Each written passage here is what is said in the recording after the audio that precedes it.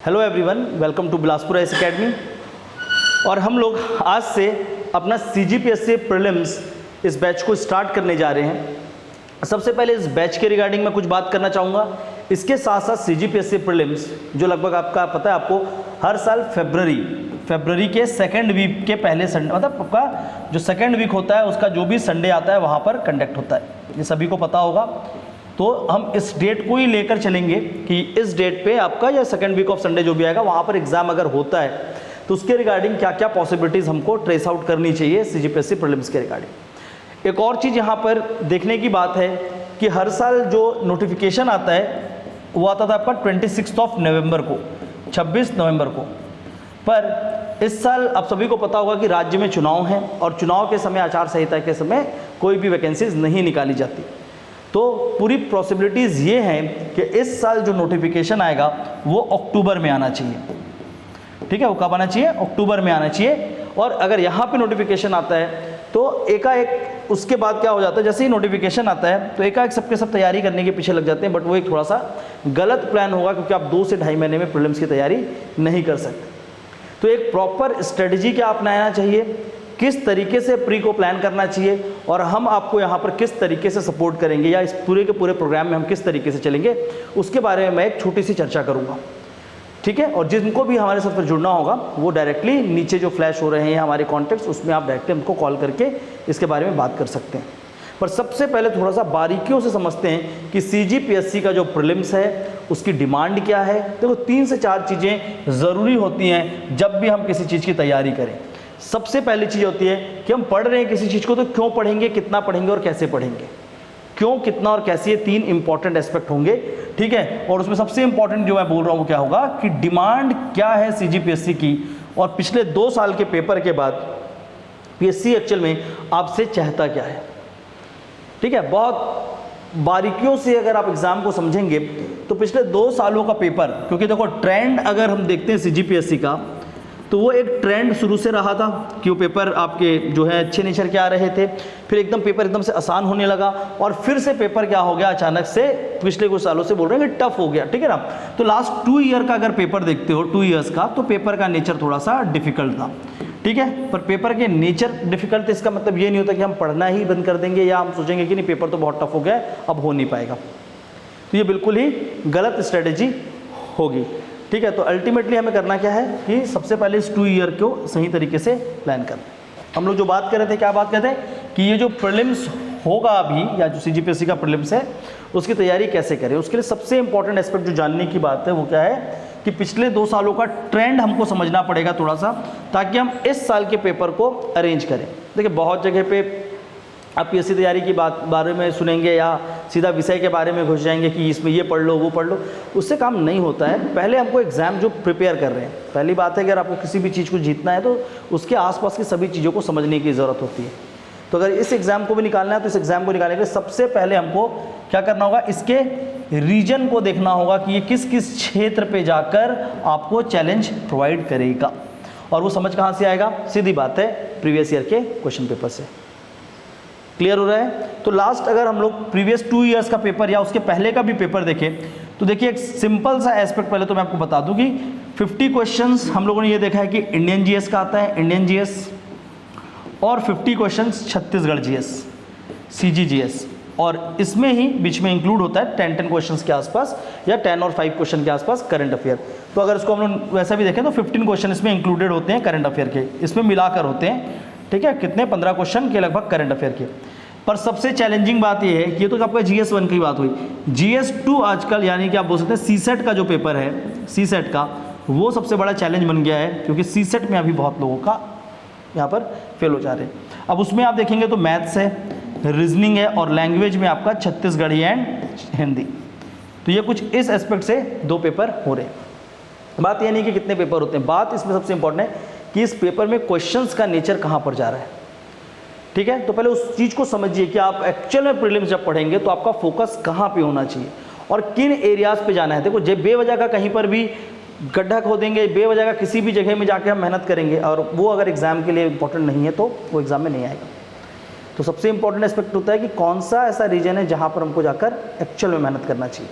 तो उसको समझते हैं पहले थोड़ा सा, ठीक है, कि किस तरीके से इस साल अगर आप CGPSC प्रीलिम्स दे रहे हैं तो आप एक किस तरीके का स्ट्रेटेजी बनाइए। ठीक है, तो एक स्ट्रेटेजी क्या होगा फॉर द नेक्स्ट, अगर हम लोग आज से देखें तो लगभग हम लोग देखते हैं कि अगले 6.5 मंथ या 6 महीने में हम लोगों को किस तरह से चीज़ों को कवर करनी चाहिए।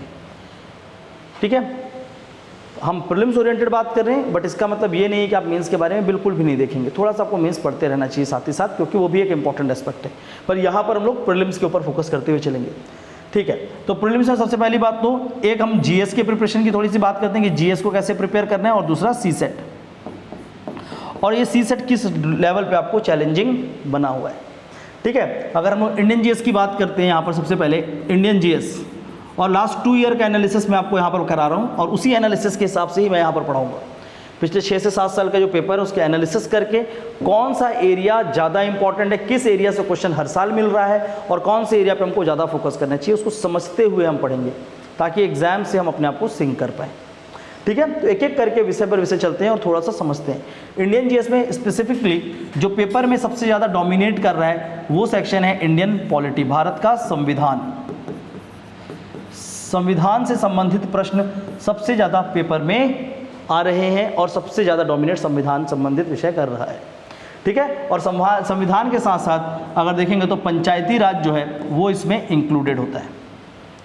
क्लियर है? इसके बाद जो दूसरे नंबर में प्रायोरिटी मैं दूंगा यहाँ पर सब्जेक्ट को, विषय को, वो होगा इतिहास। इतिहास, भारत का इतिहास, द हिस्ट्री ऑफ इंडिया। और इतिहास को जब मैं बोलता हूँ तो इतिहास के साथ भारत की संस्कृति, जो कल्चर है, वो इंक्लूड होती है। तो इतिहास और भारत की संस्कृति। इसके बाद जो तीसरा एस्पेक्ट आएगा यहाँ पर पेपर का, वो है भूगोल, the geography of India and the geography of world. ठीक है, विश्व भूगोल से भी प्रश्न पूछे गए हैं पिछले 2 सालों में, तो भूगोल को थोड़ा सा समझेंगे कि किस लेवल पे क्वेश्चन पूछे जा रहे हैं, तो एक ज्योग्राफी भी यहाँ पर एक मेजर रोल प्ले करेगा। ज्योग्राफी के बाद जो विषय यहाँ पर काफ़ी और पूछा जा रहा है, तो उसमें से अगला सीक्वेंस में यहाँ पर आएगा पर्यावरण, इन्वायरमेंट। ठीक है, जो इन्वायरमेंट विषय है एक वो सब्जेक्ट हो गया। इन्वायरमेंट के साथ साथ इकोनॉमी, अर्थव्यवस्था। ठीक है, इसके बाद science and technology, general science, सामान्य विज्ञान एवं प्रौद्योगिकी। तो ये सारे के सारे सब्जेक्ट्स क्या होंगे, मेजर सब्जेक्ट्स के रूप में यहाँ पर इन्वॉल्व हैं। ठीक है, तो जो 50 क्वेश्चन का ब्रेकअप हो रहा है वो कुछ इस तरीके से देखने को मिलता है कि जो भारत का संविधान है वो लगभग 10 से 12 क्वेश्चन और पंचायती राज को मिलाकर लगभग 14 क्वेश्चन कवर कर रहा है। 10 to 15 क्वेश्चन या 14 क्वेश्चन केवल इंडियन पॉलिटी से ही कवर हो रहे हैं। ठीक है, नंबर 2 अगर देखोगे इंडियन हिस्ट्री। इंडियन हिस्ट्री का 2 एस्पेक्ट है, एक इतिहास, और इतिहास के साथ साथ जो भारत की संस्कृति बनी हुई है, इंडिया की जो कल्चर है और जो इंडियन हिस्ट्री है, दोनों एक साथ ही पूछा जा रहा है। तो अगर हम लोग बात करेंगे इंडियन हिस्ट्री प्लस कल्चर की, तो सिर्फ हिस्ट्री से एंशिएंट हिस्ट्री, मेडिवल हिस्ट्री और मॉडर्न हिस्ट्री, 3 हिस्से होते हैं, पता होगा। तो हिस्ट्री प्लस कल्चर को अगर आप देखते हो अच्छे से, तो उसमें क्या हो रहा है कि हिस्ट्री के एंगल कम और कल्चर के एस्पेक्ट ज़्यादा पूछे जा रहे हैं। ठीक है, और हिस्ट्री प्लस कल्चर खासकर पिछले साल जो पेपर हुआ उसमें तो बहुत ज़्यादा डोमिनेट किया। ठीक है, तो हिस्ट्री और कल्चर अगर हम लोग मिला के देखेंगे तो लगभग 12 क्वेश्चन या 10 से 12 क्वेश्चन इसका भी उठ कर आ रहा है। ठीक है, और कल्चर को मिला देते हैं तो 2-4 क्वेश्चन एक्स्ट्रा और ऐड हो सकता है। तो लगभग अगर आधा, हम पूरे एग्जाम के आधे पोर्शन की बात करें, आधा पोर्शन मतलब जो इंडियन जीएस 50 क्वेश्चन का है, उसमें से आप देख लो कि 10 क्वेश्चन के आसपास क्या आ रहे हैं, करंट अफेयर। लगभग 10 प्रश्न करंट अफेयर से जुड़े हुए आते हैं। ठीक है, जिसमें अंतर्राष्ट्रीय संबंध वगैरह सब पूछा जाता है, और 10 और 10 20 क्वेश्चन और 10 करंट अफेयर, तो 30 क्वेश्चन आपका कवर तो सिर्फ इन 2 सब्जेक्ट से ही हो जाता है।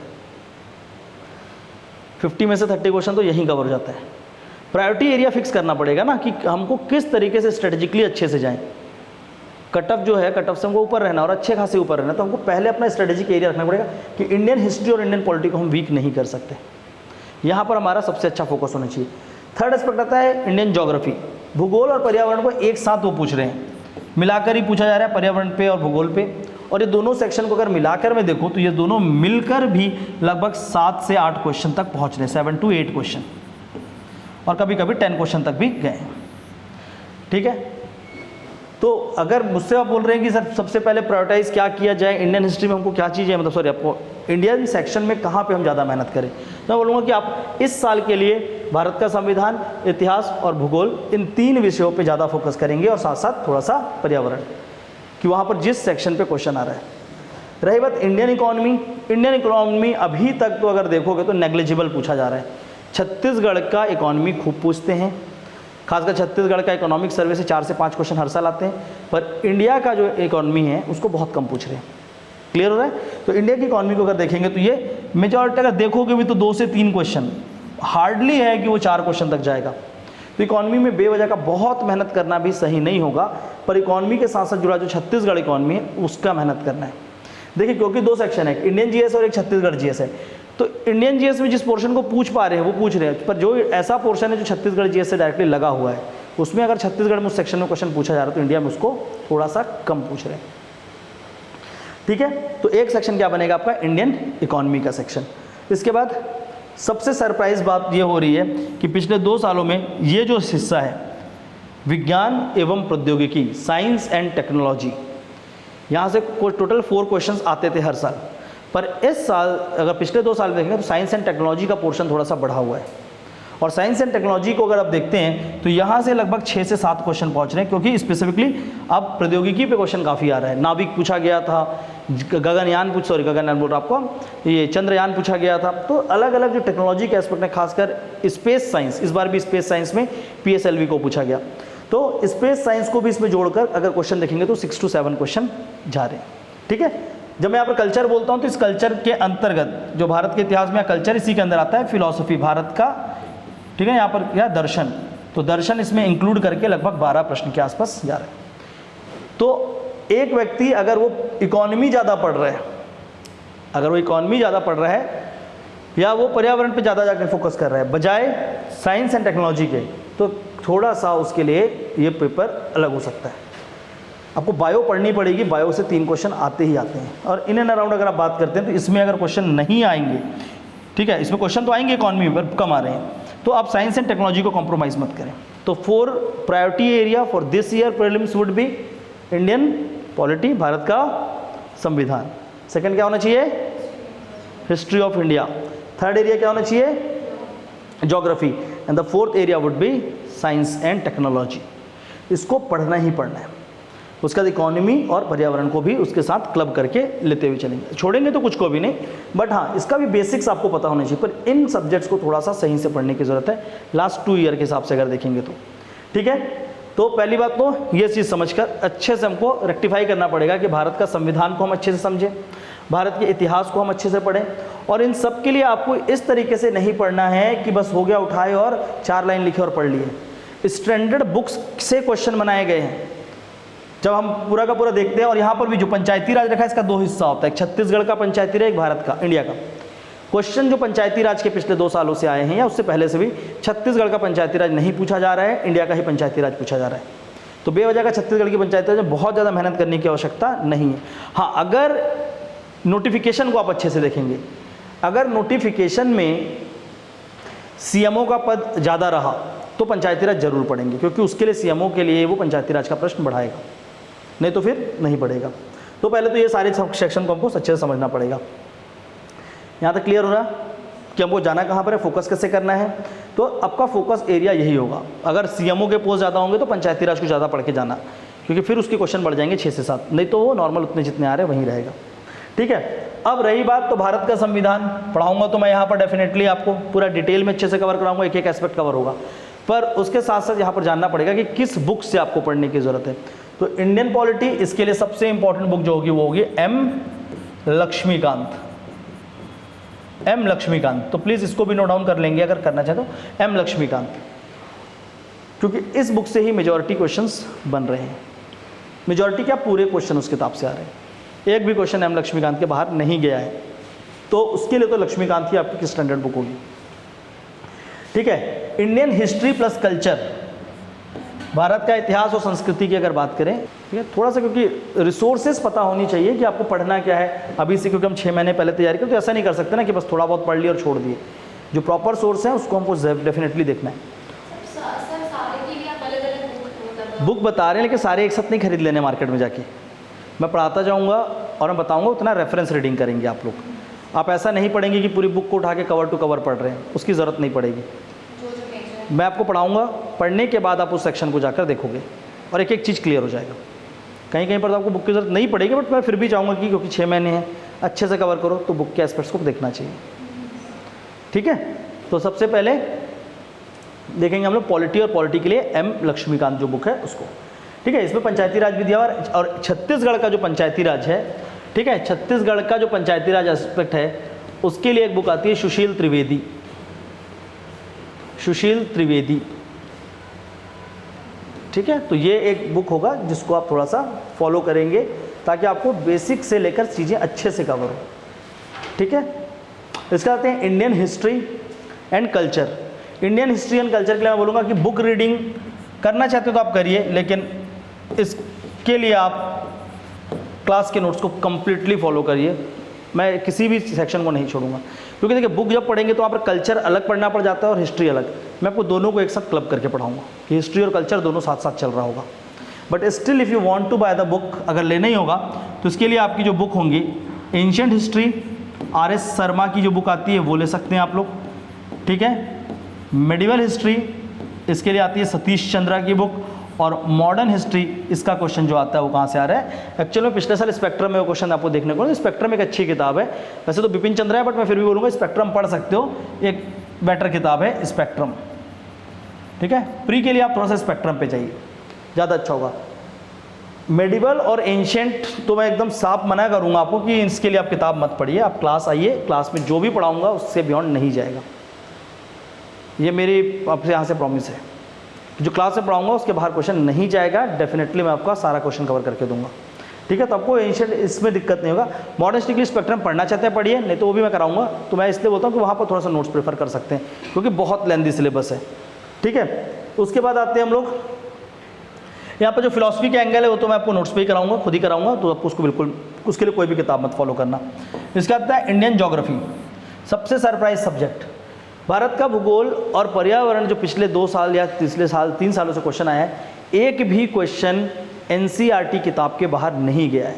और जो भी डेटा वाले क्वेश्चन आए हैं, खासकर जैसे एनर्जी में पिछले बार पूछ लिया कि भारत किस स्थान पे है पवन ऊर्जा में, या कभी कभी पूछ रहा था मिनरल्स में कौन सा रैंकिंग है, तो उसके लिए हम लोगों को फॉलो करना पड़ता है।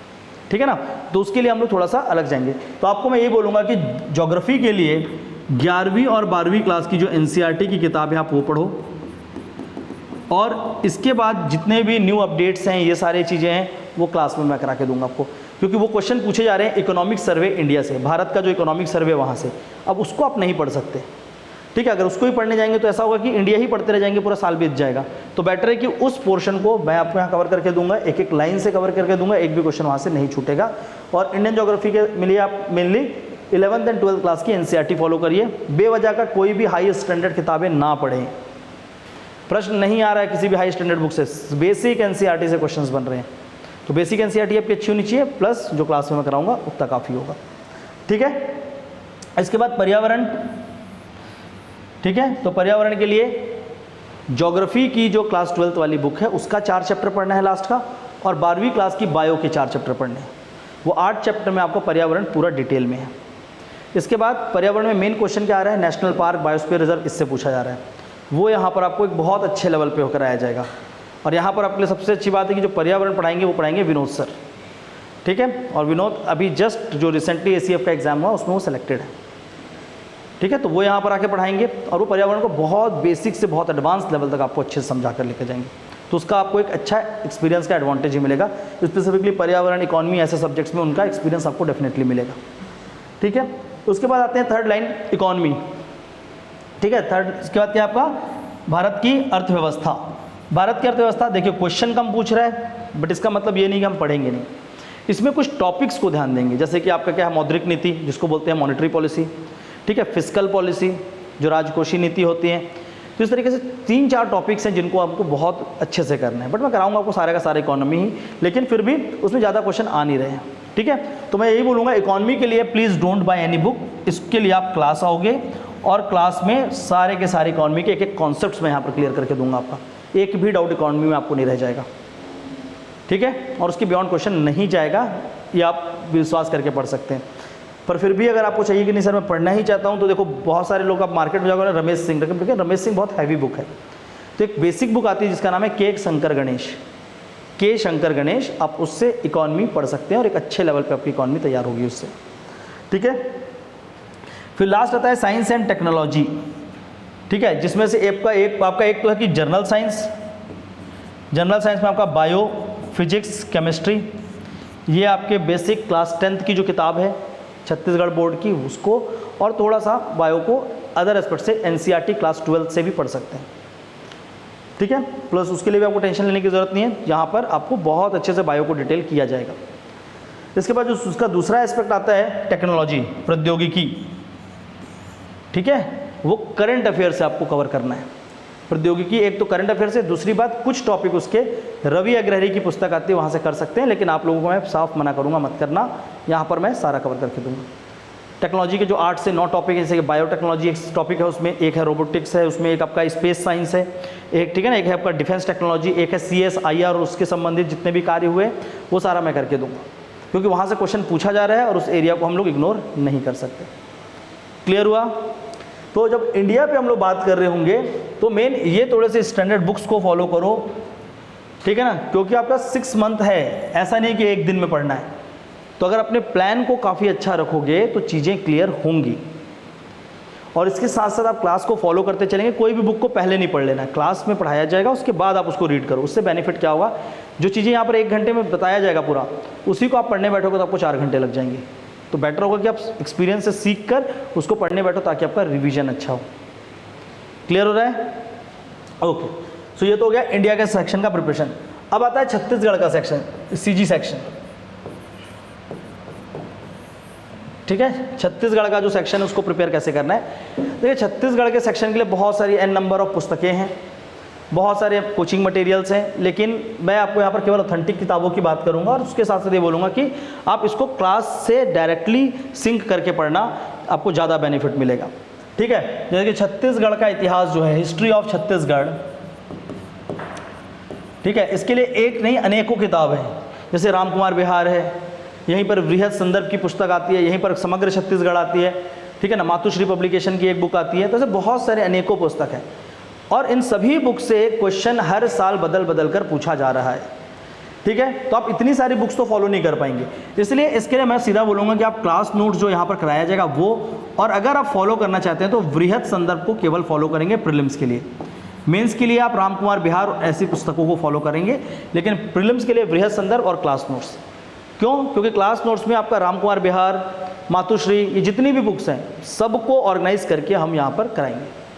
तो आप उतना मेहनत नहीं करोगे उसके पीछे, आप केवल बृहद संदर्भ से स्ट्रक्चर को अच्छे से समझेंगे, बाकी पूरा काम हमारा है, ठीक है। तो यहाँ पर ज़्यादा फोकस नहीं करना है। For English medium definitely class notes will suffice your needs, यहाँ से सब कुछ कवर करके दिया जाएगा, ठीक है।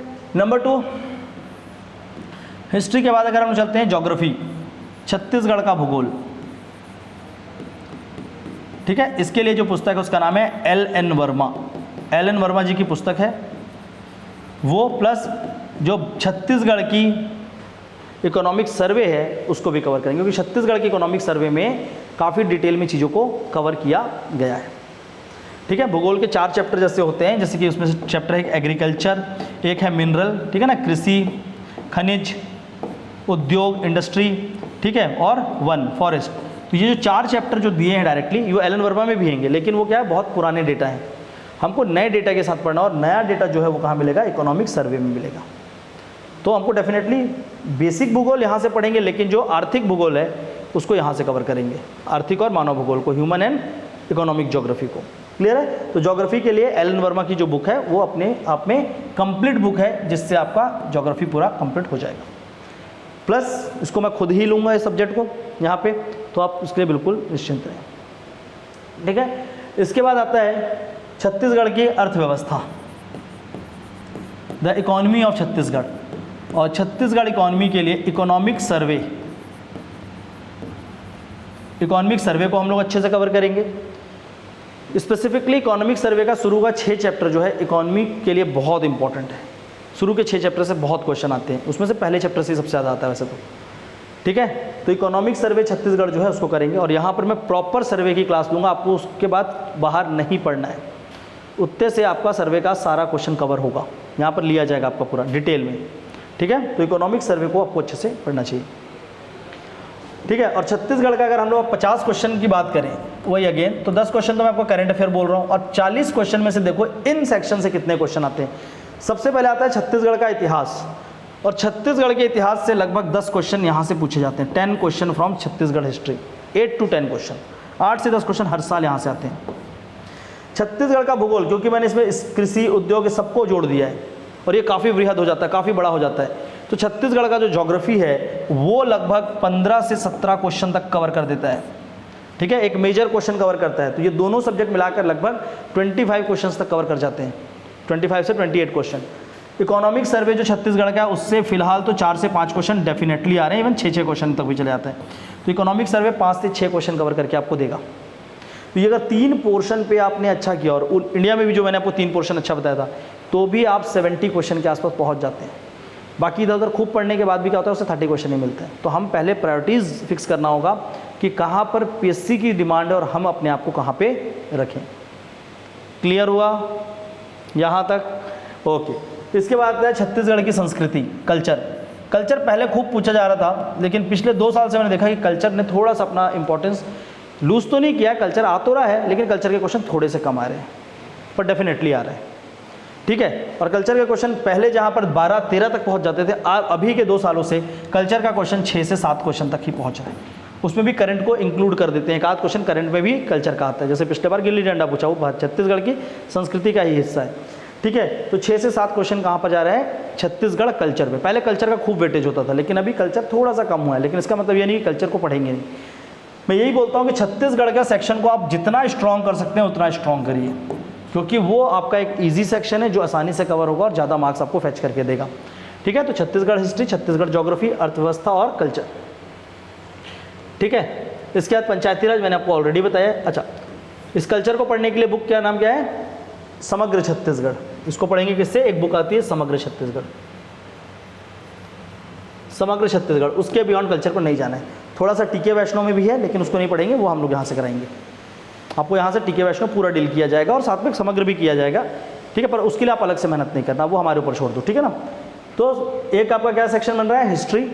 एक बनता है आपका छत्तीसगढ़ ज्योग्राफी, थर्ड होता है अर्थव्यवस्था, कल्चर, और एक है पंचायती राज। एक नया प्रश्न जो छत्तीसगढ़ में देखने को मिल रहा है खासकर, वो है छत्तीसगढ़ का प्रशासन, एडमिनिस्ट्रेशन ऑफ छत्तीसगढ़। और मैंने ये देखा है कि प्रशासन से प्रश्न काफ़ी उठ रहे हैं। पंचायती राज से क्वेश्चन कम हो गए हैं, प्रशासन से पूछे जा रहे हैं। छत्तीसगढ़ एडमिनिस्ट्रेशन में विभागों से काफ़ी प्रश्न आ रहे हैं और हर साल आ रहे हैं। वो पूछ रहा है कि इस योजना को किस विभाग ने लागू किया है, तो स्कीम्स को विभाग के हिसाब से पूछा जा रहा है, या डायरेक्टली डिपार्टमेंट का हेड कौन है, डिपार्टमेंट में किसकी पदवी हुई है, किसको मतलब नया अपॉइंटमेंट हुआ है। तो इस तरह से काफ़ी क्वेश्चन आ रहे हैं। तो आपको छत्तीसगढ़ के जितने भी विभाग हैं उन विभाग को काफ़ी अच्छे से पढ़ना होगा, खासकर एडमिनिस्ट्रेटिव एंगल से। दूसरी बात क्या है, ये इलेक्शन ईयर है, तो एग्जाम से पहले चुनाव हो जाएगा, उसके रिजल्ट आएंगे, नई मंत्रिपरिषद बनेगी, तो एक नया मंत्रिमंडल बनेगा, तो उस नए मंत्रिमंडल को पूछा ही जाएगा, डेफिनेटली है, ठीक है। जैसे कि हर साल क्या होता है, राज्य अलंकरण, स्टेट का जो सबसे बड़ा अवार्ड होता है उसको बोलते हैं राज्य अलंकरण पुरस्कार। तो उससे हर साल एक क्वेश्चन आता है कि इस साल किसको मिला, है ना। अलग अलग लोगों को मिलता है अलग अलग कैटेगरी में। तो सेम चीज़, चूंकि इस साल फिर से चुनाव होगा, एक नई सरकार बनेगी, पक्का वो क्वेश्चन पूछेगा कि जो नई सरकार बनी है, ठीक है, उसमें कौन से मंत्री कौन से हैं। या तो जैसे भी टी.एस. सिंह जी को क्या बनाया गया, डिप्टी सीएम, तो छत्तीसगढ़ का एक नया डिप्टी सीएम बनाया गया, तो वो भी यहाँ से प्रश्न बनाकर पूछा जा सकता है। और ऐसे सेक्शंस को कवर करने की ज़रूरत काफ़ी ज़्यादा है। यहाँ तक क्लियर है सभी को? तो इन सेक्शंस पे फोकस हम लोग करेंगे, ठीक है। तो प्रायोरिटी एरियाज पहले तो डिफाइन करना ज़रूरी है। इंडियन जीएस में मैं आपको जैसे 4 सब्जेक्ट का नाम ले रहा हूँ कि इस पर ज़्यादा फोकस रखें, वो है Indian polity, Indian geography, Indian history और साइंस एंड टेक्नोलॉजी, पर्यावरण और विज्ञान, काफ़ी इंपॉर्टेंट है। अगर हम छत्तीसगढ़ में बात करेंगे तो पूरी छत्तीसगढ़ ही पढ़ना है अच्छे से, लेकिन छत्तीसगढ़ में सबसे ज़्यादा इंपॉर्टेंट होल्ड क्या करता है, छत्तीसगढ़ का भूगोल, यहाँ से काफ़ी प्रश्न आते हैं। उसके बाद सेकंड नंबर जाता है छत्तीसगढ़ का इतिहास, फिर छत्तीसगढ़ इकोनॉमिक सर्वे और कल्चर, ठीक है। नया प्रश्न कहाँ से आ रहा है, एडमिनिस्ट्रेशन से और पंचायती राज। तो जब तक आपको ये नहीं पता होगा तब तक आप तैयारी नहीं कर सकते, ठीक है ना। सीधा आए और उठा के पहले लाइन से पढ़ाना चालू कर दिए, आपको पता ही नहीं है कि हमको जाना कहाँ है। जब हमको यही निर्धारित नहीं होगा कि हमको जाना कहाँ है, तो हम बस क्या करेंगे, जाते ही जाएंगे। गोल कहीं ना कहीं फिक्स करना पड़ेगा, और गोल यहीं पर फिक्स होगा कि हम एक्चुअल में अपनी स्ट्रेटेजी को कहाँ पर सिंक करेंगे, अपनी प्लानिंग को कैसे करेंगे। यहाँ पर किसी को डाउट है प्लीज़ पूछिए, कुछ भी, कोई डाउट नहीं, कुछ तो होगा, बिल्कुल संतुष्टि है जीवन में, हाँ, कि सर पढ़ाना चालू करो, ये सब तो बाद में देखते रहेंगे, ऐसा है क्या? हाँ, नहीं, ये सब चीज़ ज़्यादा इंपॉर्टेंट है, पढ़ाना तो है ही है, पढ़ाएंगे तो पक्का है, लेकिन सबसे इंपॉर्टेंट एस्पेक्ट आता है कि पहले एग्जाम को हम लोग समझ पाएँ, ठीक है। अब सेकंड एस्पेक्ट एक और रहता है, क्या है वो, छत्तीसगढ़ पे सीसेट। सीसेट अभी सभी के लिए एक चुनौती से कम नहीं है, लोग सीसेट में फेल हो रहे हैं, क्यों? क्योंकि इनकी स्ट्रेटेजी वीक है। लोग सीसेट में क्या करते हैं, मैं बता रहा हूँ आपको, जैसे यहाँ से प्रश्न है 1 से लेकर 100 तक, तो लोग क्या करते हैं, यहीं से शुरू करते हैं और यहीं ख़त्म करते हैं, पर ऐसा करना नहीं चाहिए। क्वेश्चन तो कितने हैं, 66 है, मतलब टोटल आपको 66 नंबर लाना है, मतलब 33 क्वेश्चन सॉल्व करना है, पर 33 करने से सॉल्व पेपर तो नहीं निकलेगा, तो कम से कम 50 क्वेश्चन बनने चाहिए, 100 के 100 नहीं। अब वो 50 क्वेश्चन कैसे सॉल्व होगा, उसका एक स्ट्रेटेजी होना चाहिए प्रॉपर, जैसा हम लोगों ने लास्ट ईयर भी यहाँ पर कराया, और मेरे ख्याल से कोई भी बच्चा सीसेट में तो फेल नहीं हुआ था, ठीक है। सीसेट में तो एक ने भी नहीं बोला होगा कि सर नहीं निकला, भले को पेपर कितना भी हार्ड था, क्यों? क्योंकि उसका एक प्रॉपर स्ट्रेटेजी है सॉल्व करने का, वो हम लोग सिखाएंगे आपको, जब यहाँ पर पढ़ा रहे होंगे तो उस पूरे स्ट्रेटेजी के बारे में बात करेंगे। इवन जब हम लोग यहाँ पर टेस्ट भी लेंगे आप लोगों का, तो टेस्ट में भी आपको एक एरिया बताया जाएगा कि कैसे अपने पेपर को अप्रोच करना है, और अगर आप सही में उस तरीके से सीसेट को अप्रोच करेंगे, आप कभी भी वीक नहीं होंगे, ठीक है। अब सीसेट के लिए अगर हम लोग बात करें तो पहली बात तो आता है लैंग्वेज, एक इंपॉर्टेंट रोल प्ले करता है। लगभग 32 से 34 क्वेश्चन लैंग्वेज के पूछे जाते हैं, यहाँ पर छत्तीसगढ़ी और हिंदी लैंग्वेज आते हैं, ठीक है। और ये दोनों के लिए ही आपको पढ़ना होगा विनय कुमार पाठक की जो बुक है, ठीक है ना, विनय कुमार पाठक जी की बुक है, उस बुक को पढ़ेंगे और उसको हम लोग यहाँ से बताते भी चलेंगे, उतने से बाहर नहीं जाना, ठीक है। मेजॉरिटी क्वेश्चंस जो हैं वो यहीं से आ रहे हैं और आए ही हैं, मेजॉरिटी का पूरे आए हैं अभी तक तो, ठीक है। तो विनय कुमार पाठक जी की जो बुक है उससे हिंदी और छत्तीसगढ़ी को कवर करेंगे। इसके बाद जो सेकंड सेक्शन बनता है वो है आपका गणित का, मैथ्स, ठीक है। और मैथ्स में जो एप्टीट्यूड है उसके क्वेश्चन लगभग कितने आते हैं, 18 से 19 या 20 क्वेश्चन, 18-19 क्वेश्चन मैथ्स के होते हैं। और लोग क्या कर रहे हैं, साल भर गणित पढ़ रहे हैं सीसेट के लिए। अब डर गए हैं लोग कि गणित बहुत हार्ड आ रहा है, गणित पढ़ा दे, कोई गणित पढ़ा दे, घूमे जा रहे हैं मैथ्स पढ़ने के लिए। वो ये नहीं समझ रहे कि मैथ्स के तो सिर्फ 18 क्वेश्चन आ रहे हैं, तो उसको मैनेज किया जा सकता है। आप 18 के 18 क्वेश्चन नहीं, आप 10 की तैयारी कर सकते हो, और 10 की तैयारी बहुत आसानी से हो जाएगी। उसमें से कुछ स्पेसिफिक टॉपिक हैं जिसको आप देखोगे तो डेफिनेटली आपको दिखेगा ये हर साल पूछे जा रहे हैं। पिछले 5 साल का आप पेपर उठा लो और आप देख लो कि टाइम एंड वर्क के क्वेश्चन पूछे गए हैं कि नहीं। हर साल आपको मिल जाएगा टाइम एंड वर्क से क्वेश्चन, हर साल आपको एक प्रश्न मिल जाएगा एवरेज का, हर साल आपको एक क्वेश्चन मिल जाएगा परसेंटेज का, हर साल आपको एक क्वेश्चन मिल जाएगा सिंपल इंटरेस्ट, कंपाउंड इंटरेस्ट का। तो ये जो टॉपिक हैं जो हमेशा रिपीट हो रहे हैं, हमेशा वहाँ से क्वेश्चन आएगा ही, उसके ऊपर प्रिपरेशन करो ना। लोग बैठे हैं नंबर सिस्टम लेकर, हर साल क्वेश्चन नंबर सिस्टम से भी आ रहा है, लेकिन नंबर सिस्टम बहुत बड़ा है, उसको पढ़ के रिवाइज करने में ही 25 दिन लग जाएगा। तो बेटर है कि उसको स्किप कर सकते हैं, क्योंकि अभी हमारा यहाँ पर मेन चैलेंज क्या है कि एक स्ट्रेटेजिकली हम अपने पेपर को कैसे पास करें और उसको अटैम्प्ट कैसे करें। तो अटैम्प्ट हम जितना अच्छा करेंगे वो आपको सिखाया जाएगा, हम लोग पूरा सिखाएंगे यहाँ पे, ठीक है। तो डेफिनेटली कि मैथ्स कोई बर्डन नहीं है। लोगों ने मैथ्स को एकदम वो बना लिया कि सर हम मैथ्स नहीं पढ़े पास कैसे होंगे। मैथ्स की ज़रूरत भी नहीं है, बेसिक मैथमेटिक्स आने चाहिए। प्लस माइनस कैसे होता है, इनटू डिवाइड कैसे होता है, परसेंटेज कैसे निकाला जाता है, एवरेज कैसे निकाला जाता है, इतना पता है, ये तो आता ही होगा। हाँ, इतना गणित आता है मतलब गणित हो जाएगा। और ये एप्टीट्यूड का पेपर है, गणित का पेपर नहीं है, तो आराम से वो क्वेश्चन बन जाएंगे। सिखाया जाएगा आपको कि एप्टीट्यूड कैसे सॉल्व करते हैं, ठीक है। और इसमें जो थर्ड सेक्शन है वो क्या है, रीजनिंग। किसका क्वेश्चन होते हैं उसमें, रीजनिंग के, रीजनिंग प्लस डेटा इंटरप्रिटेशन, जिसमें टेबल्स वगैरह पूछे जाते हैं, टेबल और बार चार्ट वगैरह। तो टोटल कितने क्वेश्चन हो गए, 32 + 18 लेंगे तो 50 क्वेश्चन। तो रीजनिंग और डेटा इंटरप्रिटेशन जो है वो 50 क्वेश्चन के आसपास आता है, जिसमें से डेटा इंटरप्रिटेशन मतलब इसमें पाई चार्ट, बार ग्राफ, ये सब पूछे जाते हैं लगभग 12 क्वेश्चन के आसपास, और लगभग 35-38 क्वेश्चन रीजनिंग के आते हैं। क्लियर हो रहा है? तो हम इस पे स्ट्रांग हो सकते हैं, हम रीजनिंग को अच्छा करें, डेटा इंटरप्रिटेशन को, मैथ्स का बेसिक जानें और लैंग्वेज की पढ़ाई अच्छी करें। बेवजह लोग क्या कर रहे हैं, इसके पीछे लगे हुए हैं। मैंने देखा है एग्ज़ाम हॉल के बाहर अक्सर प्री के बाद, जो प्री का पहला पेपर होता है उसका सेकंड पेपर में लोग उठा के मैथ्स के फॉर्मूला रिवाइज कर रहे होते हैं। अब एक फॉर्मूला रिवाइज करके जाके एग्जाम में उस क्वेश्चन को सॉल्व नहीं कर पाओगे। साल भर की प्रैक्टिस होनी चाहिए, पहली बात। दूसरी बात, जिस एरिया में आपको सच में मेहनत करना था उस समय अगर कोई हिंदी को रिवाइज करके जाता, छत्तीसगढ़ी को बना लेता, और यहाँ से क्वेश्चन ज़्यादा आ रहे हैं, तो आपको पहले तो एरिया देखना होगा कि सबसे ज़्यादा क्वेश्चन लैंग्वेज से आ रहे हैं, तो लैंग्वेज को मैं अच्छा करूँ। उसके बाद रीजनिंग से क्वेश्चन अच्छे आ रहे हैं, तो रीजनिंग, अब ये दोनों सेक्शन को ही कवर कर लोगे, आपका लगभग कितने क्वेश्चन कवर हो गए? 60 क्वेश्चन। तो मैथ्स और रीजनिंग में आपका मतलब रीजनिंग और लैंग्वेज काफ़ी स्ट्रांग होना चाहिए। डेटा इंटरप्रिटेशन 12 क्वेश्चन में से 4 क्वेश्चन पक्का आसान होंगे, एक क्वेश्चन उसमें से आसान आता है, एक क्वेश्चन हार्ड होता है। आपको पिक करना होता है कि कौन सा क्वेश्चन हार्ड है, कौन सा क्वेश्चन आसान है। समझ आ रहा है? तो वो कैसे समझ आएगा? जब हम लोग यहाँ पर सॉल्व करेंगे, जब हम लोग यहाँ पर प्रैक्टिस करेंगे। आपको एकदम बेसिक से लेकर एडवांस तक मैथ्स का और सीसेट कवर कराया जाएगा। इसलिए पूरा प्रोग्राम किस तरीके से डिज़ाइन किया गया है, ये तीनों सेक्शन को बैलेंस करते हुए। यहाँ पर अगर हम देखेंगे तो 3 सेक्शन क्या क्या बन रहा है, एक तरफ इंडियन जीएस, भारत का जीएस, ठीक है, दूसरी तरफ छत्तीसगढ़ जीएस, सीजीजीएस, और एक तरफ सीसेट। अब ये तीनों को बैलेंस करते हुए सिलेबस को हम लोगों ने डिज़ाइन किया है और यहाँ पर लेके चलेंगे। ऐसा नहीं करेंगे कि भारत पढ़ा रहे तो भारतीय पढ़ा रहे हैं और हो गया, छत्तीसगढ़ के ऊपर बात ही नहीं की। गलत हो जाएगा स्ट्रेटेजी। या छत्तीसगढ़ पढ़ा रहे तो केवल छत्तीसगढ़ पढ़ा रहे हैं, भारत के ऊपर बात ही नहीं की। हमको बैलेंस पढ़ना पड़ेगा, क्योंकि पेपर बैलेंस से निकलेगा। सपोज करो मैंने आपको पूरा इंडियन जीएस पढ़ा दिया, नवंबर दिसंबर बता दिया, और उसके बाद आधे महीने में आपको छत्तीसगढ़ जीएस पढ़ा, तो आपका एग्जाम नहीं निकलेगा, क्योंकि 50 क्वेश्चन तो इंडिया का आना है, केवल 50 छत्तीसगढ़ का आना है ना, तो वो भी पढ़ना ज़रूरी है। इसलिए आपको शुरू से एक बैलेंस अप्रोच में पढ़ाई करना होगा। और बैलेंस अप्रोच क्या होगा कि इंडियन जीएस को भी आप पढ़ रहे होगे, छत्तीसगढ़ जीएस भी पढ़ रहे होगे और सीसेट भी। इसलिए हम लोगों ने क्या किया है, डेली बेसिस में 1-1 घंटे की 3 क्लास होगी, उससे कवर हो जाएगा।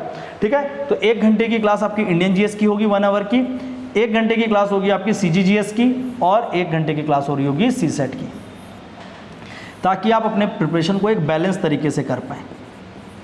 ठीक है, इसके साथ साथ जैसे ही सब्जेक्ट का एक पोर्शन खत्म होगा, क्लास पे ही आपका टेस्ट होगा, और वो टेस्ट पेपर बिल्कुल सीजीपीएससी के पैटर्न पे होगा। उस तरह का टेस्ट नहीं होगा कि उठाकर बस पूछ लिया क्वेश्चन और आपको आंसर लग कर चले गए।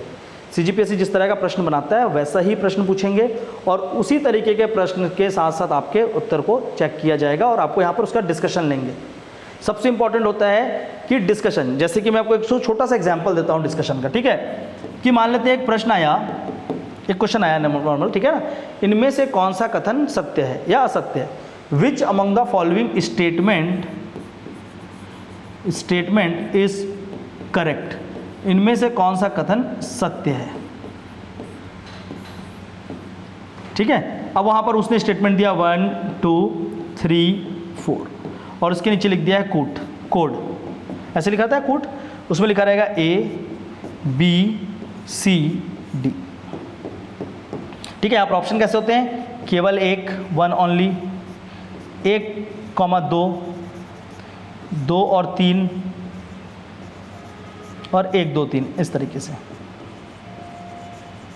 ठीक है, इनमें से कौन सा कथन सत्य है पूछ रहा है। मान लेते हैं कि हमारा पहला कथन 1, कोई भी स्टेटमेंट हो, वो गलत दे दिया है, वहाँ असत्य कथन दिया हुआ है, इनकरेक्ट स्टेटमेंट दिया हुआ है। ठीक है, तो आपने जैसे पढ़ा क्वेश्चन को, तो आप बोलोगे पहला स्टेटमेंट क्या है? गलत है।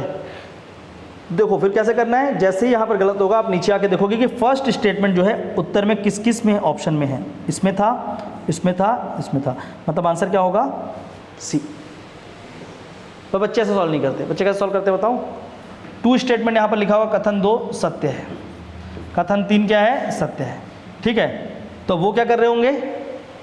सबसे पहले 2 को देखेंगे, 2 तो पक्का सही है, तो खोजेंगे 2 कहाँ है? 2 तो 2 इसमें है, इसमें है और इसमें, मतलब आंसर इसी में से कोई है, उनके मन में ये रहेगा। फिर वो देख लेंगे कहाँ 3 तो पक्का सही है, तो 3 तो मैं पढ़ के आया हूँ, 3 इसमें भी सही दिख रहा है, अच्छा ये दोनों में से एक आंसर है। ठीक है, तो क्या होता है कि ऐसे करके आप पहले से प्रीडिफाइंड नहीं हो सकते। ऑब्जेक्टिव क्वेश्चन जब करेक्ट स्टेटमेंट का पूछा जाता है तो इनकरेक्ट से सॉल्व होता है, जब इनकरेक्ट का पूछा जाता है तो करेक्ट से सॉल्व होता है। ऐसे ऑब्जेक्टिव क्वेश्चन जो है अलग अलग प्रकार के होते हैं। अभी तक विभिन्न एग्जामों में, चाहे सीजीपीएससी का एग्जाम हो चाहे यूपीएससी का हो, बहुत सारे पेपर को देखकर लगभग 19 प्रकार के ऑब्जेक्टिव क्वेश्चन पूछे गए हैं, 19 टाइप्स के। उन सभी का सॉल्यूशन कैसे होता है, किस तरीके से हमारे दिमाग को उस क्वेश्चन को सोचना चाहिए, मैं वो यहाँ पर सिखाऊंगा आपको। क्योंकि सिर्फ सिलेबस कंप्लीट कर लेने से प्री निकलेगा ये बोलना बहुत गलत बात है। प्री निकलेगा जब आप उस ऑब्जेक्टिव क्वेश्चन को ऑब्जेक्टिवली सॉल्व करना सीख जाओगे, और वो चीज़ हम लोग यहाँ पर प्रैक्टिस करेंगे, यहाँ पर सीख कर जाएंगे। क्लियर हो रहा है? तो इन सभी चीज़ों को लेकर स्टार्ट करूँगा मैं, ठीक है। कल से हम लोग क्लास चालू करेंगे। अभी आपकी क्लास होगी, लेकिन मेरी वाली क्लासेस कल से चालू होगी। मैं आपको बेसिक किस तरीके से तैयारी करना है वो समझा रहा था, ठीक है। तो अभी आपकी सेकंड क्लास होगी, और सेकंड क्लास आके विनोद सर लेंगे, ठीक है। तो यहाँ पर किसी को कोई डाउट है तो प्लीज़ आप मेरे से पूछ सकते हैं। है किसी को कोई डाउट? नहीं है? ठीक है, चलो फिर इसको अभी यहाँ पर फिनिश करते हैं, और अभी आप लोगों का सेकंड क्लास होगा। जी हाँ, पूछो। करेक्ट इनकरेक्ट वाला मैंने बताया उसको कि अगर आप बोल रहे हो कि करेक्ट स्टेटमेंट फाइंड आउट करना है, तो आप क्या करोगे, इसमें से इनकरेक्ट स्टेटमेंट कौन सा है देखोगे। जैसे मैंने देखा कि फर्स्ट स्टेटमेंट इनकरेक्ट था, तो एक इनकरेक्ट स्टेटमेंट कभी भी आंसर में करेक्ट हो नहीं सकता। तो देखो 1 यहाँ पर भी है, मतलब 1 तो पक्का आंसर का पार्ट नहीं होगा, 1 यहाँ पर भी आंसर का पार्ट नहीं होगा, 1 यहाँ पर भी आंसर का पार्ट नहीं होगा, तो सीधा आंसर क्या होगा 2 और 3। हम क्या करते हैं, लेकिन ऐसा नहीं करते हम लोग, क्या करते हैं सीधा एलिमिनेट हो जाएगा, कि जहाँ पर भी वो इनकरेक्ट स्टेटमेंट होगा वो एलिमिनेट हो जाएगा। और अगर हाँ